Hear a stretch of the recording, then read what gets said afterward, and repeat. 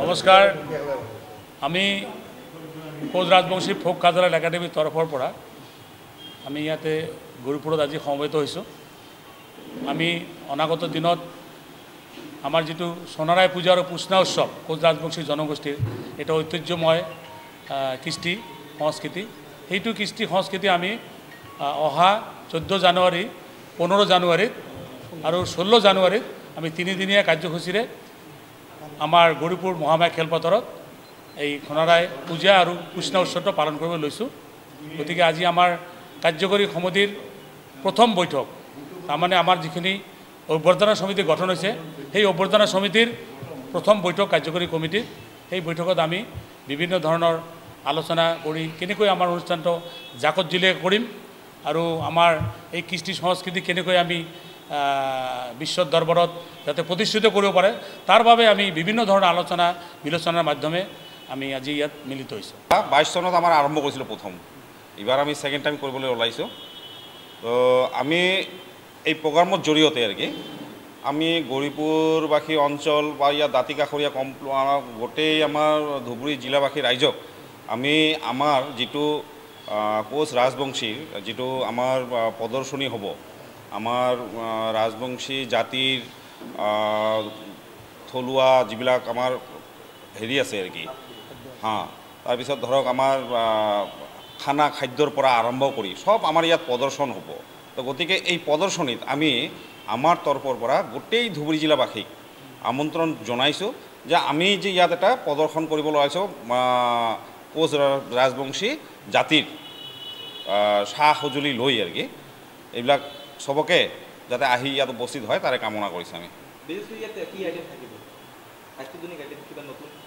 নতুন মানে কি আমাৰ ৰাজবংশীৰ যিটো খাদ্য সম্ভাৰ আছে এইটো মেইনলি থাকিব, বিক্ৰীও থাকিব। এটা ধৰক আমাৰ শীতল বুলি কয়, শীতলটো থাকিবই।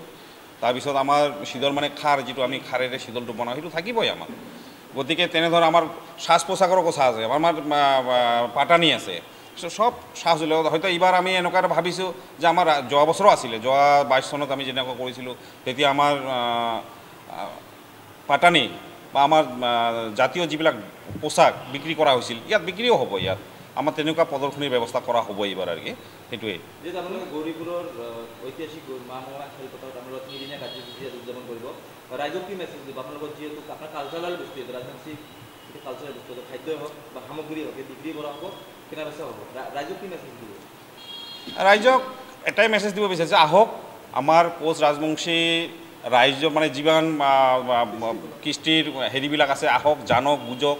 আমিও বেলেগ কৃষ্টিৰ কথা জানিবলৈ চেষ্টা কৰিম, কিন্তু বিশেষকৈ আমাৰ ৰাজবংশী যিটো কৃষ্টি আছে কৃষ্টি সম্পৰ্কে ইয়াত যিমান ধুবুৰী জিলাত ধৰক আমিতো অকল ৰাজবংশী মানুহ নহয়, ইয়াত বেংগলী আছে, বিহাৰী আছে, মাৰোৱাৰী আছে, মুছলিম আছে, বিভিন্ন জাতিৰ মানুহ আছে, চবে বুজক আহক, সেইটোলৈ আমি প্ৰদৰ্শনী আৰম্ভ কৰিম।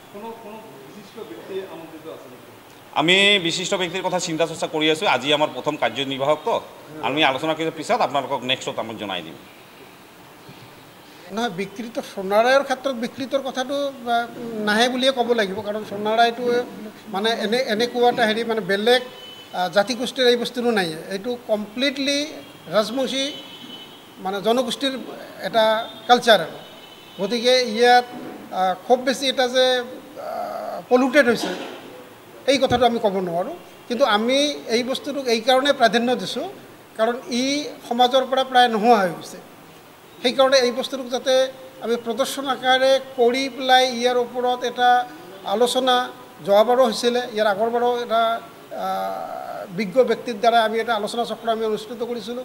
এইবাৰো আমি ভাবিছোঁ যে বিভিন্ন ঠাইৰ পৰা বিজ্ঞ মানুহ আনি পেলাই আমি ইয়াৰ ওপৰত এটা তথ্যভিত্তিক আমি আলোচনা এটা কৰিম আৰু পাৰিলে তথ্যচিত্ৰ নিৰ্মাণ কৰাৰো আমাৰ এটা ইচ্ছা আছে। জুবিন গাৰ্গৰ গীতসমূহৰ ওপৰত আধাৰিত গানে কি আনে নামৰ এটা সুন্দৰ অনুষ্ঠান আপোনালোকৰ ওচৰলৈ আহি আছে অতি শীঘ্ৰে। অহা 15 আগষ্টৰ পৰা ধেমাজিৰ পৰা প্ৰথম অডিশ্যন আৰম্ভ হ'ব আৰু সেই অডিশ্যনৰ যোগেদি বিভিন্ন কণ্ঠশিল্পীসকলে যিসকলে এই অনুষ্ঠানত যোগদান কৰিব বিচাৰে তেওঁলোকে এই অডিশ্যনৰ যোগেদি আগবাঢ়ি আহক আৰু জুবিন গাৰ্গৰ বহুত ভাল লগা গান আমি সদায় শুনি আহোঁ। আৰু আপোনালোকৰ যদি ভাল লগা গান থাকে, জুবিন গাৰ্গৰ আপোনালোকে গাই ভাল পায়, তেন্তে অডিশ্যনত যোগদান কৰক। মোৰ ফালৰ পৰা আন্তৰিক শুভকামনা থাকিল এই সম্পূৰ্ণ অনুষ্ঠানটোলৈ। ধন্যবাদ।